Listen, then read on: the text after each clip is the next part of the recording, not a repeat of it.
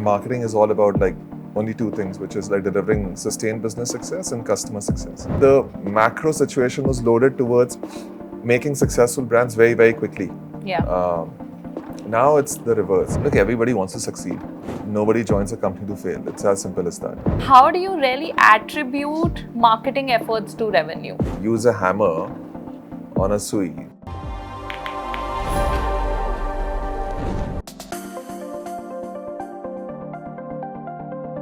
Hey guys, welcome to another insightful episode of AMA Marketing Podcast, co-powered by AIM by DigiAxle, a specialist institute in marketing and growth.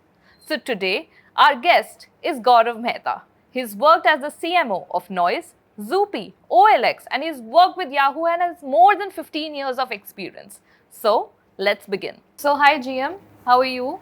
Good. How are you, Aakriti? Good to see you. Yes, absolutely. Good to see you. Yeah. So the audience has already heard a lot about you from me, but they would definitely want to hear more about you from you. So tell them a little bit. Professionally speaking, been working about 22 odd years, mostly for the past 16 years in digital companies, been a part of the startup scenario since the start. And I've enjoyed every bit of it. And that's as quick an introduction that I can give you. Yeah, typical GM style. Short and sweet. Yeah, so guys, we call him GM fondly. So yeah, that's the story behind calling him GM. Yeah. So I've worked very closely with you, right? And you've always said that you are a growth marketer, right? Yeah. You're more of a chief growth officer than a CMO, right? So what is a typical growth CXO like? You know, what is it and how is it different from the traditional roles like being a CMO? So Aakriti, I'm like, I'll get into that, but maybe I'll quickly give you a perspective on why my orientation is towards this kind of a thing. So I've never spoken too much about it, but then I've been a founder myself, startup founder, 2003 to 2006. I ran my own branding and marketing consulting firm called Brand DNA in Jaipur. Over there, I understood that whatever you're doing, you might be a marketer, you might be a product person, you might be whosoever, you're always responsible for business results and customer success. I think those two things for me became very, very clear because I was working with people who wanted to see the bottom line succeeding, not just some 6-degree away kind of a flimsy marketing matrix. So I think that made me understand that as professionals, what's our biggest duty? And then eventually, I think from 2008 onwards, which is when I got into digital, Yahoo, and then OLX, CarDekho, Zupee, and then Noise. Digital firms, the marketers are the P&L drivers, owners, drivers, whatever you want to call it. I'm like, a lot of times traditional firms, marketers would be more indexed on marketing matrix, less on business matrix. Digital firms or digital first companies, I think business KPI is the only KPI that you're looking at, because the insane amount of pressure that you have to, from product market fitment to getting scale to profitable scale and then delivering the P&L goodness. I think because of that, at some point I realized that marketing is all about like only two things, which is like delivering sustained business success and customer success. Growth professionals are all about that. Right. Because everything is so interlinked now and silos have been totally broken. One person can't say कि मैंने तो मेरा campaign कर दिया, अच्छे GRPs आ गए, I don't care how many leads came or how many conversions happened or my LTV में कुछ spike हुआ. You have to look at each and everything. Yeah.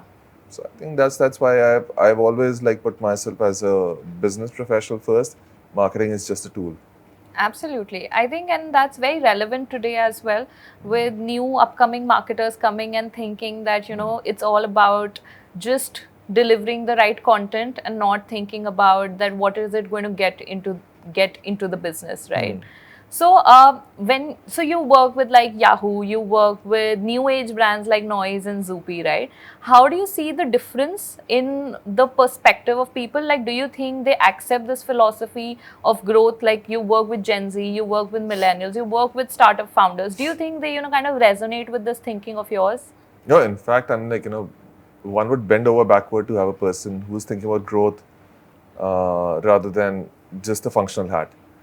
Uh, so the short answer is 150% yes. Anyone you would go and speak to, and if you can like actually uh, make the whole thing come alive, कि you're doing marketing, उससे ये downstream impact हो रहा है, and then the revenue and the customer lifetime value and all, then I think you'll always have a door open from wherever you to wherever you go or whomever you meet. So absolutely, because look, the thing is कि okay, this is going a bit tangential, but I'll try and bring back the point. I've met many people from traditional companies or outside also who think of like digital companies as like having too much of money and burning them and बहुत पैसा है इसलिए तुम बना रहे हो. There is an element of truth over there. I'm not saying it's absolutely 100% wrong. But what I also say is that when traditional businesses or brands were built, it was a seller's market, not a buyer's market. You had a lot of, you had very few people selling a particular product or a service, and there are many people who were buying that product. Yeah. The media space was not cluttered. The media Correct. space was very simple. The costs were low. As I said, it was a seller's market rather than a buyer's market. So the macro situation was loaded towards making successful brands very, very quickly. Yeah. Now it's the reverse. It's a buyer's market where people want to buy and sellers have to sell Yeah. successfully because there are so many alternatives and competition to anything that you're doing.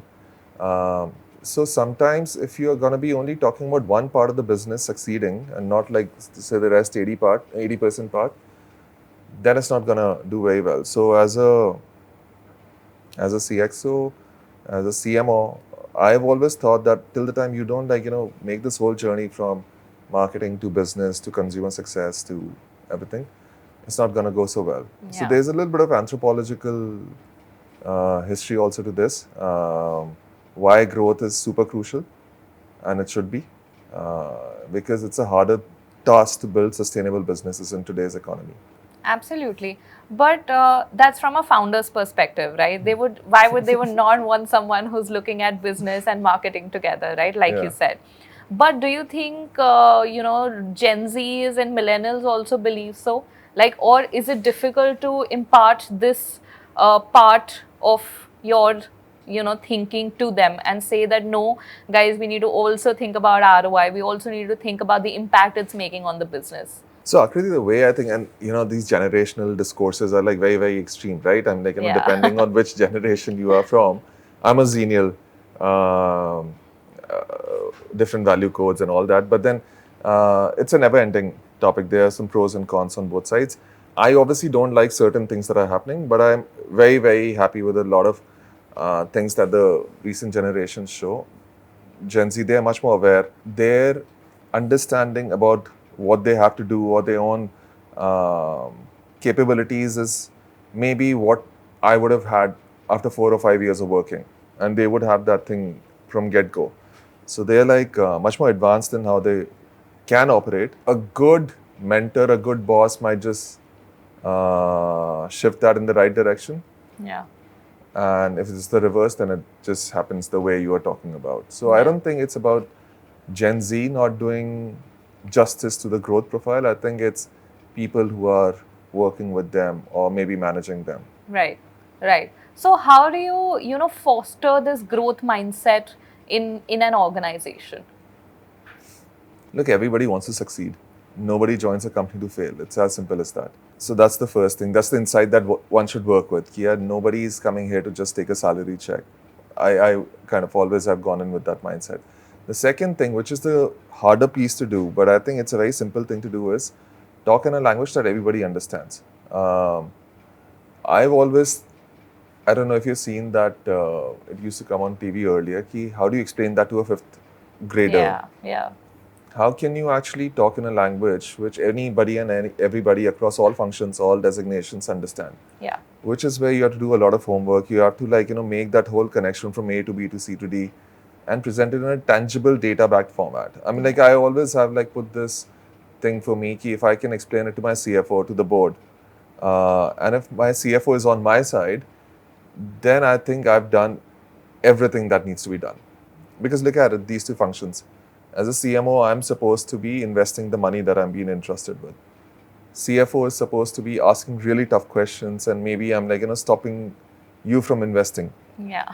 Yeah, so these are loggerhead situations. They're 180-degree away kind of perspectives. So if a CFO understands what I'm trying to do, then I've done my job. And that's how a growth mindset goes across the organization. When you can distill and make people understand karna kya hai in a language that they understand.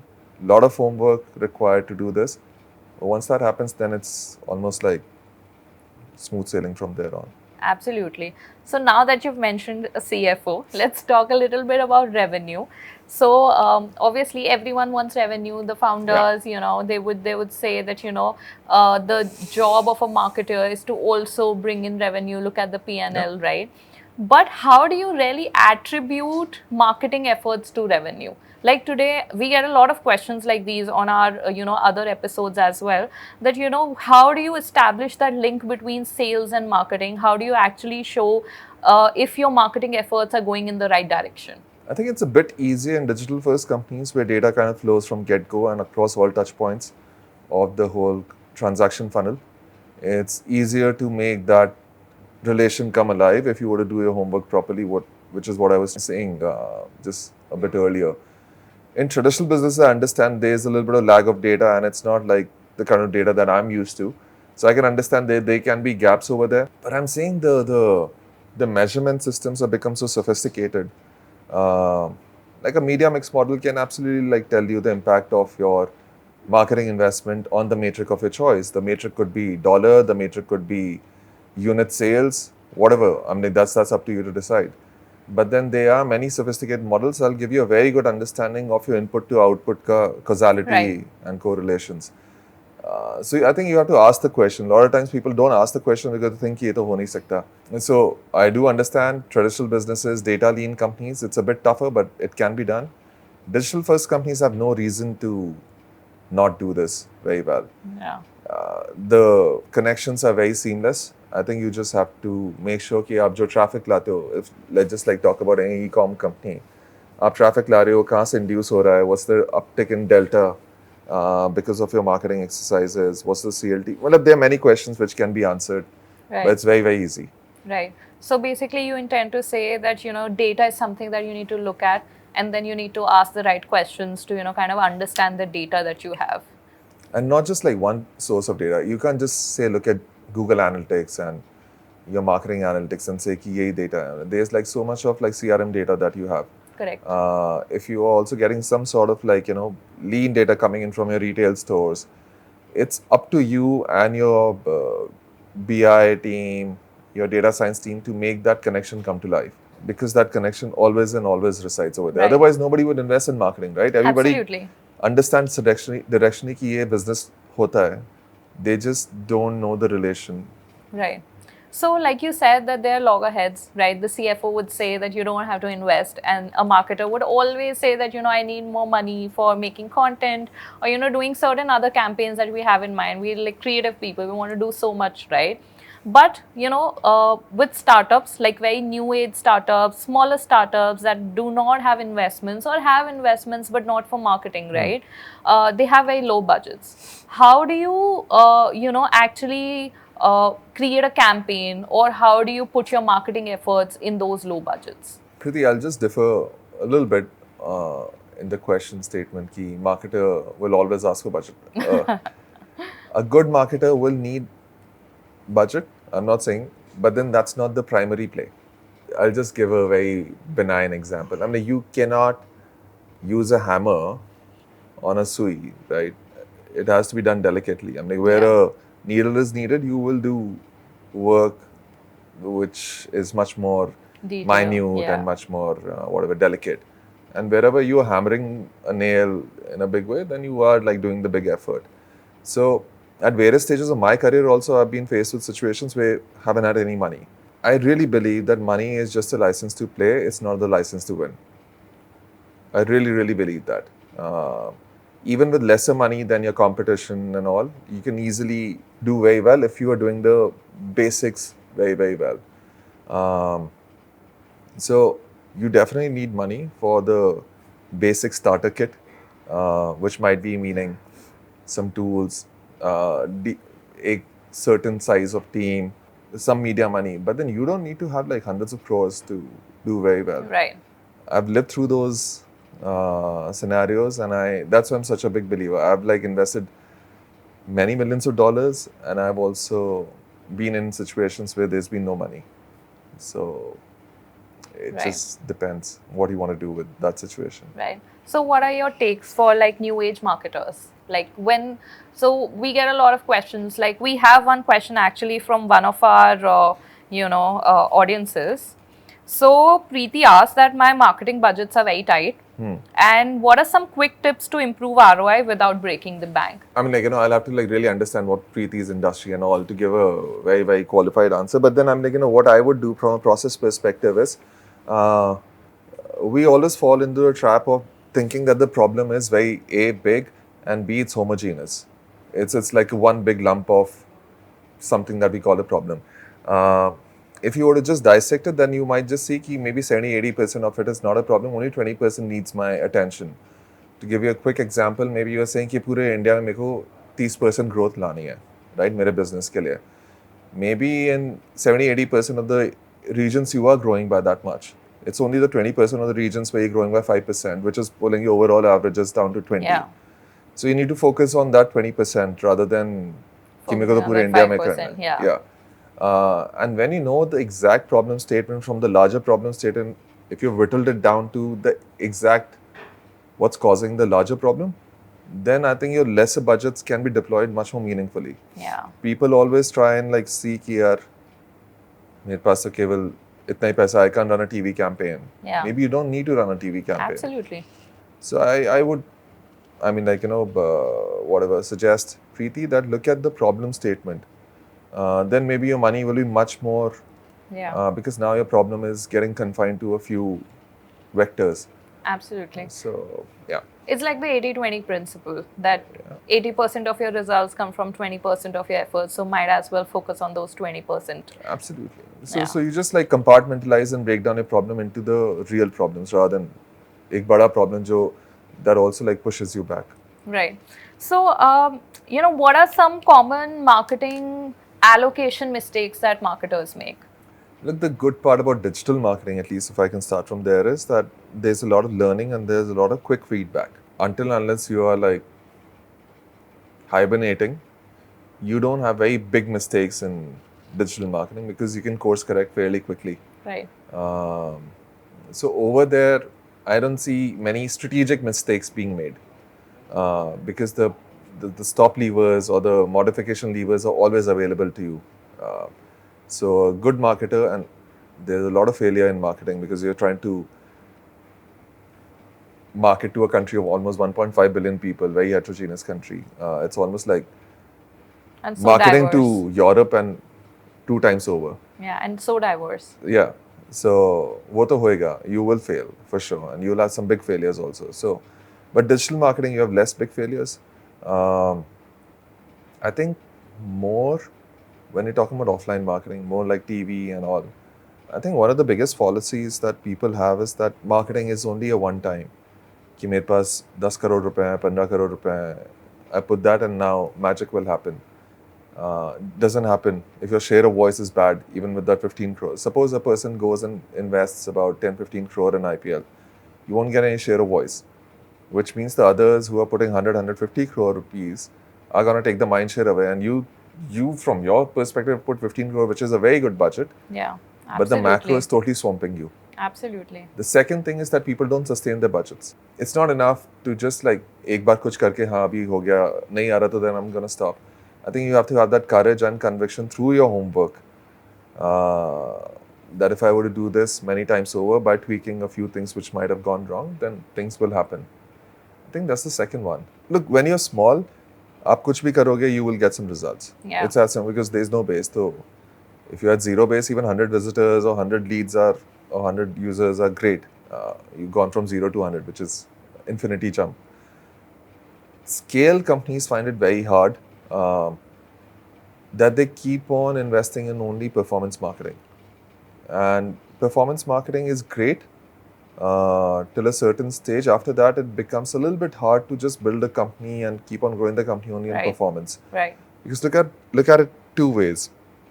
There's no entry barrier. So you might have succeeded, but that success also teaches your competition and your alternatives who are coming into the market, ki yaar, ABC has done this, let me also do this thing. So you're Yeah. almost making a playbook and giving it to that person. Absolutely. And all publishers share all information. So Yeah. there's no whatever, you can't even keep the your playbook with you. That's the first thing. So there's no entry barrier. The second thing is perf marketing is on a bedded in a bedded ecosystem, which means that as more people come in, your media cost starts to go up. Your media cost starts to go up, and because there are more people coming in, your conversion starts to go down because people might just go to them also. They're also good companies. So it's a double whammy.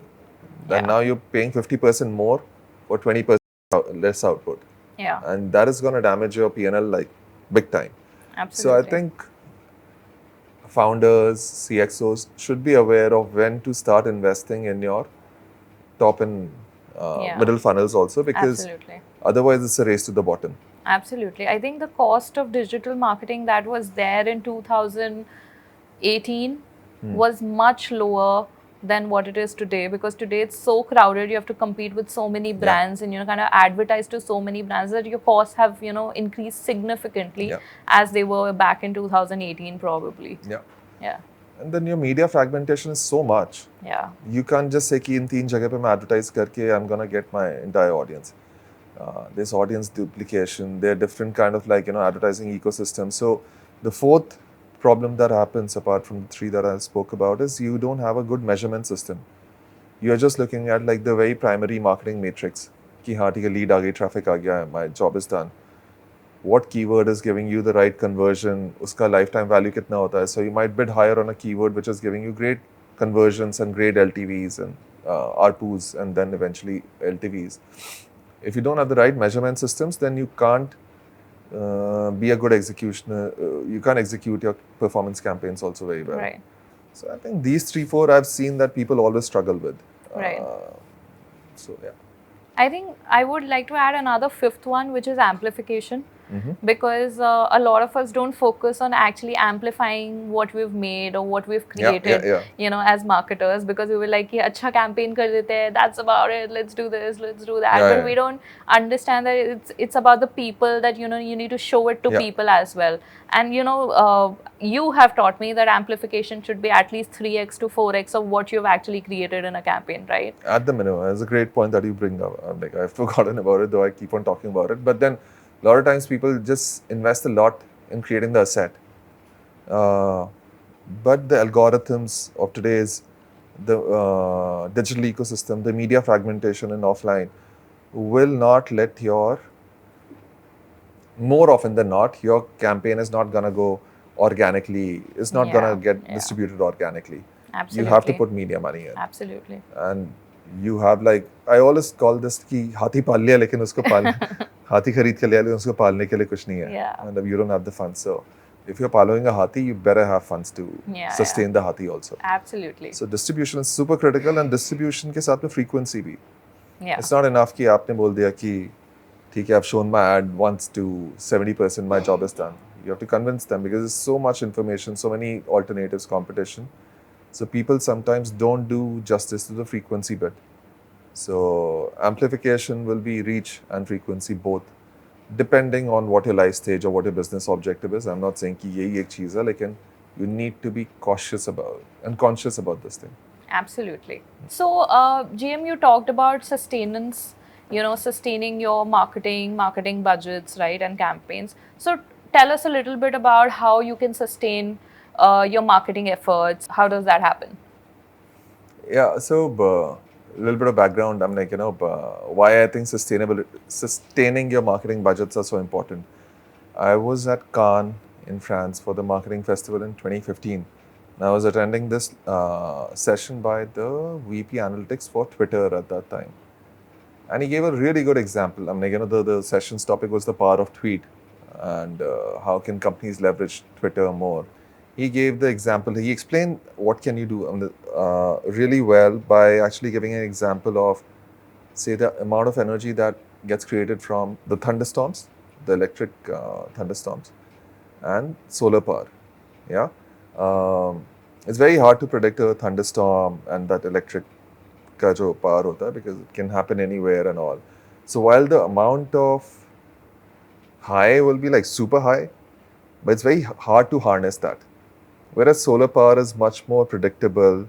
It's there pretty much throughout the year, especially in a country like India. So you can actually set your entire 12 months, 24 months, 36 months, 48 months kind of a marketing operations, business operation, knowing कि यार ये यही चलेगा मतलब plus minus 5% इधर उधर होएगा. So the predictability or probability just goes through the roof. While cumulatively the solar power will also like generate as much power as that electric whatever thunderstorm kind of a thing. But to just do something which is sustaining itself and riding on top of it is something that I really took from that particular session. A lot of times what happens is that people think कि वो electric storm वाला campaign कर देते हैं. You exhaust all your budgets in one go. You might get some uplifts, but then we have to understand that users have many choices and they're being bombarded on a daily basis. Yeah. Not just by your competition, but from many other companies and other industries. Correct. Mindshare to utna hi rehta hai. Correct. There's so much of distraction. So maybe a month after your big electric storm campaign, you're going to forget about me. Yeah. Which is where that constant handshake is super critical. Yeah, the frequency that you were talking about. Frequency and just like, making sure that you are just at that particular level where you're being noticed by your users. Which just like makes them understand that, haan, theek hai, these guys are there and I relate with them. So one has to like, do not get into big brand investments and marketing investments if you can't sustain it. Because that is the most stupid thing that one can do. Because आप हो सकता है कि you put all of that and you say कि मैं एक ही quarter में करके देखता हूँ and all that, you will get some false readings because of that. Yeah. And then you pretty much wasted that entire investment in one shot. One go. You don't have now the luxury of tweaking it, doing some experiments. Correct. You have nothing left now. Correct. So which is where something sustaining, one has to understand that not all 12 months are equal for your industry or your. There will be periods where you are just not gonna, which is bad for your industry, and there will be period where you are gonna go gangbusters. Depending upon your strategy, adjust your marketing investments accordingly. Perf marketing is something which goes on a 365 days a year. So I think that gives you the sustainability on a daily basis. Your brand investments also, but should be calibrated in a manner where you are not just doing a handshake and moving away. Like, you are there by the user consistently, and as soon as the memory starts to fade, you again come back. Yeah. So memory encoding is what is the crucial thing. Aaj ka terms mein, it's almost like dating, right? First date, lot of emotions, lot of like what do you call? Excitement. Yeah, and then it's great and so on and so forth. A lot of hormones flowing here and there, but I think that has its own charm. But then I'm like, having that friendship that develops through the years, I think that is much more sustainable. Absolutely. So I think that's what you have to look at, the areas where you want to invest, the mediums, the periods, and then invest accordingly rather Absolutely. than ek saath karke. So, that brings me to my next question. So, you talk about industry, right? So, today there is so much disruption that is going on, especially in D2C. We have new brands coming in every day. There's so much technology that is developing, near us. How do brands prepare themselves or marketers prepare themselves for such disruptions in the industry, right? And how do they adjust and tweak their, strategies accordingly? Okay, I'll answer that question by asking you a question. Why do you think India is such a great place for startups? I think many folds. Many folds, yeah. Yeah, Okay. many folds. I mean, one, the population, it's very young. Sure. There's so many people. There obviously, education levels are rising. So we have so many engineers, doctors, and so many different levels of and kinds of professions coming in. So you have like a pool of talent that is budding in India. I Sure. think that is one. Second, obviously, we all talk about it. It's so cheap, so affordable rather, to hire someone in India. And we would see like, as being creators ourselves, we see so many US clients reaching out to us and saying that, hey, let's do this together. It's not like they don't have people there, but it's just more affordable here, and it's more convenient here, right? So I think that is there. The government initiatives are supporting a lot of people to set up their industries and factories in India, like Make in India and all of that. So I think all of these reasons. There's one more. No, I won't like trouble you too much. There's just too many problems to solve. Yeah. Right? True. Because That's I'm like, our life, it's not that everything has been given to us on a platter. Not everything is sorted in our country. And that is like a startup's dream to solve. Yeah, absolutely. Right? So there's so many problems to solve. It's as simple as that. And if you just like take this statement and overlay it for any company that you worked for, or I have worked for, you alone are not going to solve all the problems. Right? Correct. Because management bandwidth, your resources, the capital that you might have, your experience, all those things will limit you from being a god. Yeah. You'll be very, very good for solving a couple of problems maybe.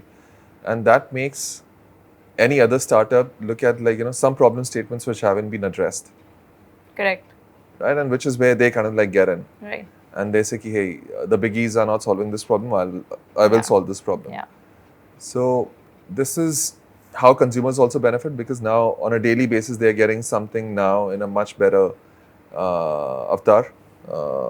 And they're getting their problem solved. So as an incumbent, as a person who's doing well in that particular industry, if you can just see the problems that you are not able to solve, or your existing competition is not able to solve, then at least you know कि यार ये 4-5 चीजें हैं जो अभी कोई देख नहीं रहा है.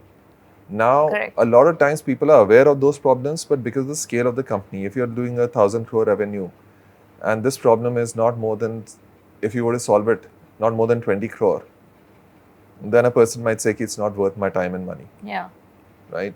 And you'll say it's okay, I'm not going to focus over there. Correct. But for someone who's just starting off, like, yeah, 20 crore ka market hai.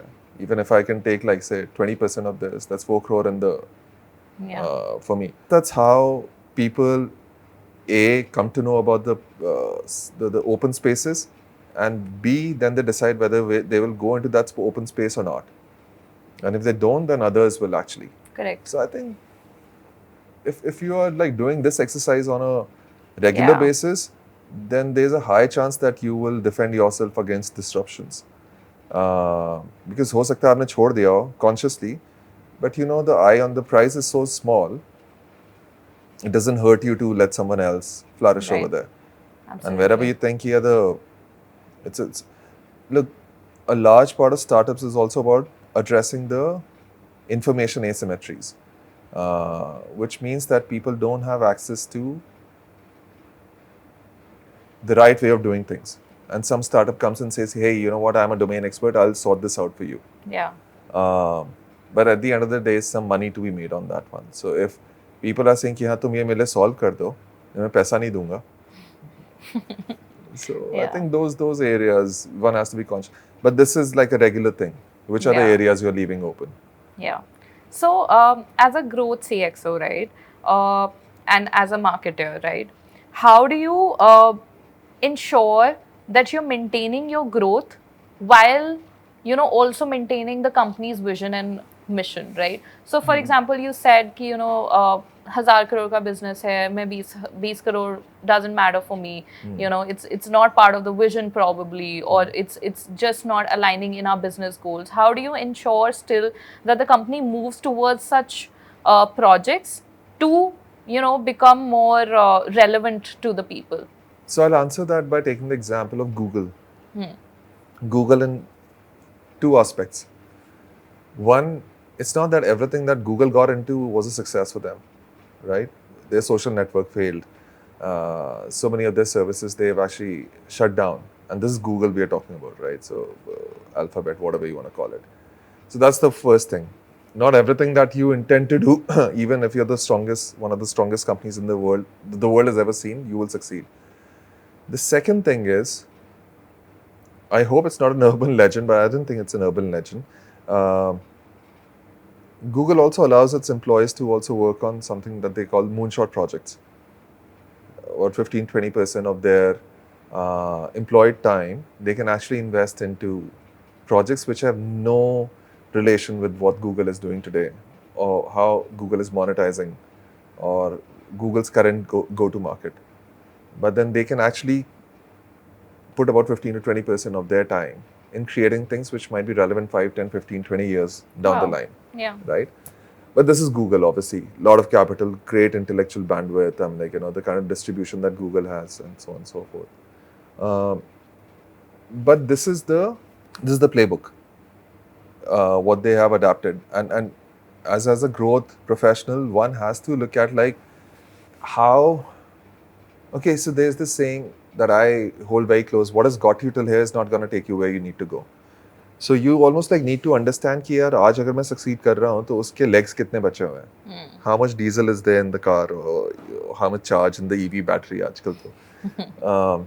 And if you think यार 2-3 साल बाद if this is gonna run out, then you'll be really stupid to just keep on flogging that dead horse. A lot of companies have failed that way. Sorry? A lot of companies have failed that way. Yeah, absolutely. Because you don't see कि I have to invest in my growth today, because product market fitment, acceptance of that particular product or service which is new also takes time. Absolutely. So you almost have to be 2, 3, 4 years ahead of the curve to give it the right breathing space. You have your product life cycles, right? You're starting from bottom, then there's like a steep growth, then the growth slows down, then it plateaus, and then you're going down. Typically, people think about disrupting themselves when they have flatlined or they're going down. And that's the worst time to do that, because A, you're lacking resources, your confidence is shattered, and many other things which are just playing on your mind. So it's the worst time to innovate. Typically, your innovation cycle or disruption cycle should start from yourself rather than somebody else doing it for you. So as a growth CXO, you should almost be looking at like where you still have some bit to go on the growth curve, and you start like, disrupting yourself over there. Or you creating something which is going to sustain and going to give you a new growth curve. I think that is super crucial, and it takes a lot of humility also to do that. Yeah. Humility and a lot of courage, because you're almost like saying that I'm going to let go 20% of my success today so that I can ride a new growth wave. I'll give I think it's a great example. Maybe for the younger audience, it might not resonate so much, but I think it's a great example. Two of the legends of Indian cricket, not Indian cricket, world cricket. Sunil Gavaskar, Kapil Dev. Kapil retired when he was on his way down, right? He took his 434 test wickets, highest test match wicket taker. But then by the time, people are saying, when will you retire? Right? Because he obviously was not at his best anymore. And people were playing him well. Whereas Sunil Gavaskar, I think he scored 96 or 98 in his last match. And he said, I'm retiring now. He still had many more years, at least 2-3 years of great service to Indian cricket. But he said, this is enough. I'm going to retire when I want to retire. I want to chart my new growth at that point upon a time. So I think that is super crucial, that you have to invest much ahead and not just sit on your अभी तो आएगा मेरा 20-30%, मेरे 2 साल का भी काम बाकी है. That is stupid. No, absolutely. I think another great example of this is the iPod. So when they launched the iPod, the growth was negative. Like for 2 years, they didn't make any money. They were losing money on marketing. And in the third year, it just shot up. And fourth year, it just went, beyond the charts. Yeah. Like, because it just became so successful. And they were courageous enough to, kind of keep spending for 3 years and building that market. And look how it paid off to them. It's a cult product. It's a cult product, absolutely. And I think that is something that Samsung also recently replicated, I feel, with the Flip. they've done. They launched it in 2000. The other one they launched in 2019. Flip they launched in 2020. Okay. By that time they were selling around 1 million phones. Today the market stands at 100 million phones. And they've cornered a large part of that? Yeah, they've cornered like about 60-70% of it. That's crazy. And that's crazy how they've spent. So when you go to Bangkok or when you go to Italy or all of these places, you would just see Samsung everywhere with their flip boardings, and and they've spent like huge amounts of money, to actually build this product, and look how it's paid them. So it's a great example, because look at iPhone, again, one of the best products that humanity has ever known.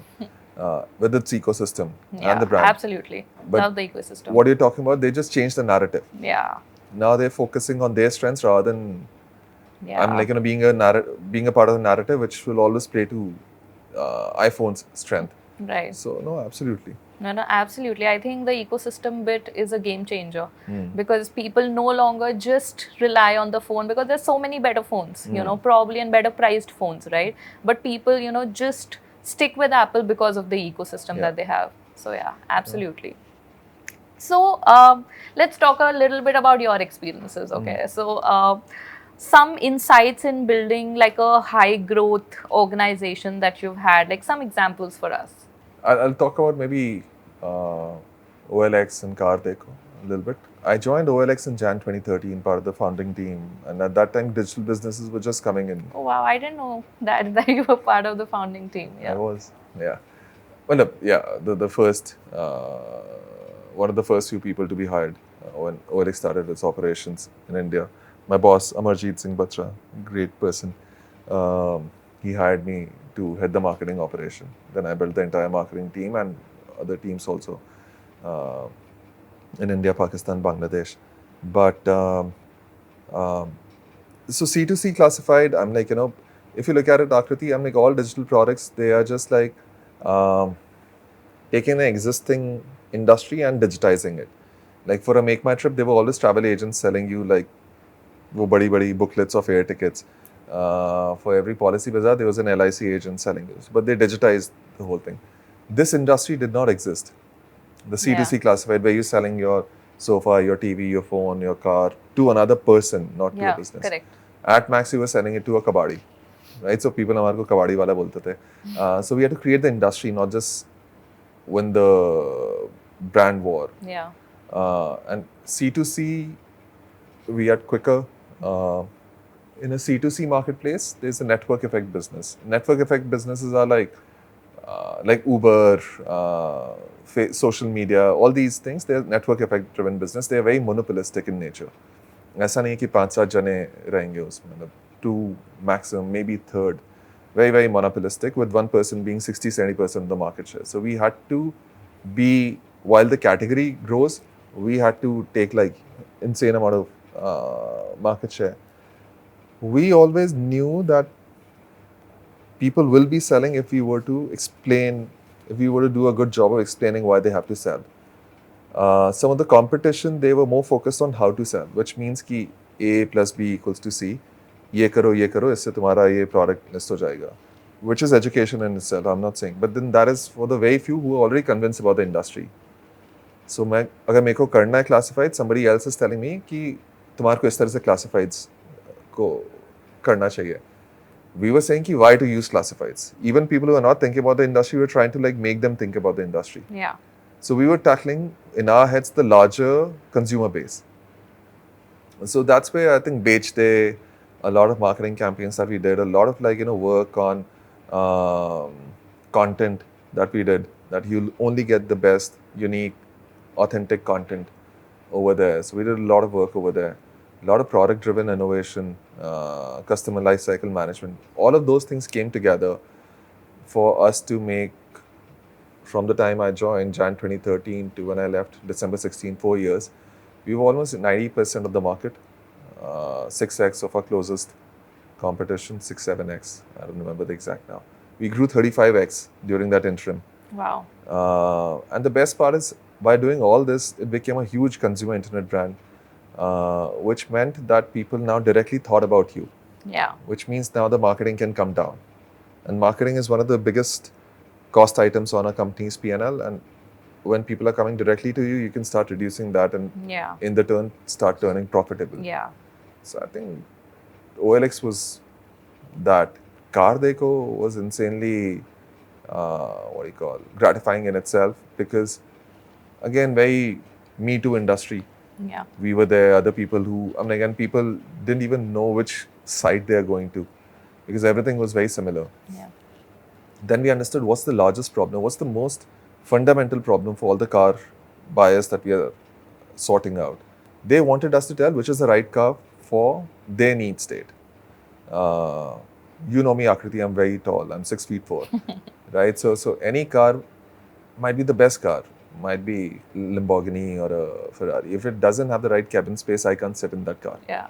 So then it's not the right car for me, Correct. right? So it might be the best car on the road, best engineered car, great brand, great swag value, everything put together. It's not the right car for me because Yeah. I can't physically drive that car. Correct.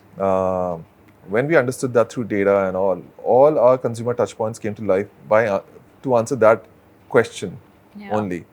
All the product content, all the editorial content, all our marketing efforts, everything was just aimed at answering one question only, which is the right car for this person. How do we help him or her choose the right car per their need state? Your need state is very different from mine. Absolutely. And so on and so forth. So all of a sudden, once we got this insight through data, then at CarDekho, I didn't have any money. OLX had a lot of money, but then you start working with. That's where the growth mindset kind of unlocked. That you work with your product teams, your big data science teams, your BI tech teams, and then see कि पूरी funnel पे मैं कैसे, how can I make this person succeed? Yeah. Once you do that, then again, when I joined, there were 21, 22 million monthly active users. When I left, about 4 years, 10 odd months later, 54 million uniques. Wow. Outpaced the industry. Large part of marketing, large part of traffic and all the monetizable things were coming through free sources, which wasn't the case at the start. So if you can do those things well, then these companies become sustainable. I think those two things I can. Absolutely. Yeah. So, GM, now we head towards the last section of the podcast. So, this is a new segment that we have introduced, wherein we take questions from the audience and the questions we get from our comment section. So, one question I've already asked you. So, there is another question by Aman, and he asked that I'm struggling to convince the leadership to invest in a long-term growth initiative. What advice would you kind of give to him? I think I spoke about it initially also. I think you have to talk in a language which people understand. You can't talk in a marketing language. What I would suggest to Aman is like the growth initiative that he intends to deploy. He wants to deploy. I think he has to do his homework on what it gets. Even leading variables. I'm like, if you're doing like X, what is the impact on my Y variable? If he can make that equation come to life, then it'll be an easier conversation for that person to have. Typically, people have this conversation in the most non-productive manner, where they say कि यार सामने वाला खर्च कर रहा है मुझे भी खर्च करना है. That is the most stupid whatever argument to be made. I think, but if he were to just Aman were to just like look at, okay, I'm going to be deploying this. What part of my business does it impact, and by what degree? Maybe he won't have the right accuracy, but that's okay. That is not a big deal. Even if you can do your homework and have a range of predictions, then he will be able to explain it better to the management. Sales folks always have this thing ki next quarter ka project karo, next year ka project karo. A great salesperson always lands within plus minus 5%. Anybody who's saying कि मैं 100 करूँगा और 120 करता है, that to me is not a good salesperson, because that person doesn't know the amount of goodness that is there in the industry. Maybe this could have been 150 also. But if you understand your industry really well, then you will be plus minus 5% apart from macro factors. Macro factor आता तब तो हर चीज़ ही change होती, but then if your industry and your macro factors are what they have been, your ability to project really well is that secret superpower that people, marketers need to learn from salespeople. Absolutely. Got it. Yeah. So we have a third question for you.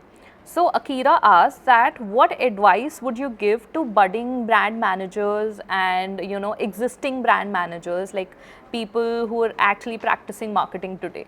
So Akira, first thing that I will tell you is like just to understand the business as well as your CEO, founder, strat team does.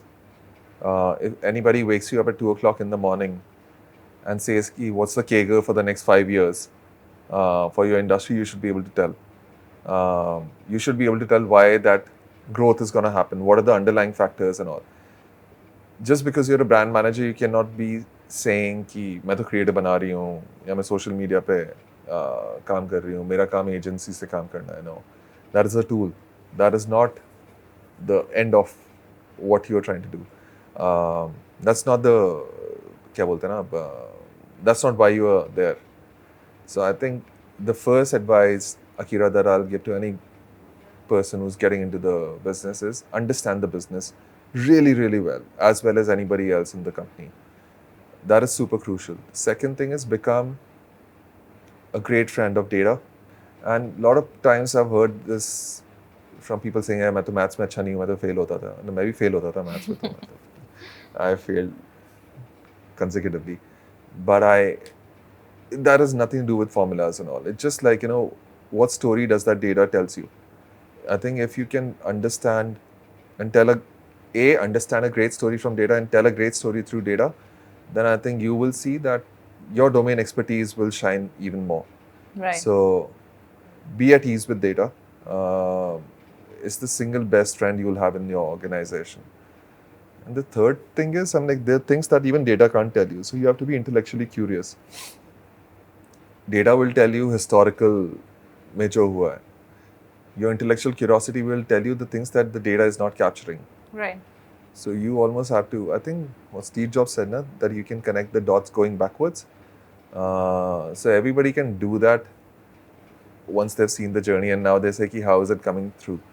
But it'll be great if you can just like make a little bit of sense of what's going out, which your data is not, what's going on, which your data can't tell you. If it's 50-degree out right now, how does that impact your business? Can you think like that? A particular government coming in on 4th June versus another whatever party, how does it impact your business? These should be the questions you should be asking, which are outside your data, structured data kind of Right. thing. So these conversations you should be having. Absolutely. Your domain understanding, expertise, I think that is the easier part because you're trained in that and your attitude and aptitude towards that particular domain is already high. So you'll keep on learning. So I'm not too bothered about that. I'm more concerned about if you're doing these three things, then you'll be a great professional. Yeah, absolutely. I think that's a great advice. It would not just help Akira, but a lot of people who are listening to our podcast today. So yeah, definitely. So thank you so much, GM, for coming today. It was great having a conversation with you. And I am very sure that a lot of people are going to get a lot of insights from today's podcast. No, can't say no to you, Aakriti. No, but had a great time. I think great questions and great conversation. So thank you for having me. Thank you for coming. Thank you. So guys, this is the end of today's podcast. If you found something insightful from today, like, share and subscribe. And don't forget to comment in the comment section below.